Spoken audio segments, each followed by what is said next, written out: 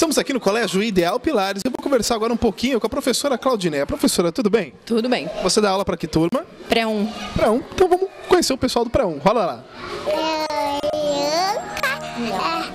Minha mãe é Kátia. Meu nome é Luana, minha mãe é Mabel. Minha mãe é Marta. Eu sou Eduardo. Eu sou Eduarda. Sou Bruna.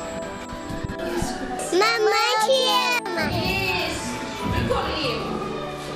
Lucas, Juscelene. Minha mãe é Tia Tete e eu sou Gabriel.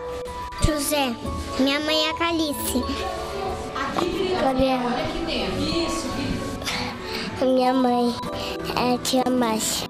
Mamãe, eu te amo. Minha mãe é Carla e o meu nome é Carlos. Minha mãe é Michelle. E você? Careta. A minha mamãe é Lidiane de Caeta, de Arte Querelo. E você é o Lucas. Que de Arte Querelo. Meu nome é Pedrinho, é Suzana Zelanelli. Mamãe, eu te amo, mamãe, eu te amo. Meu nome é Gustavo e a minha mãe é Buda. A minha mãe é Cristiano Labalca. Você? Eu sou Vinícius Labalca. Meu nome é Nick e minha mãe é Kai. Mamãe, eu te amo.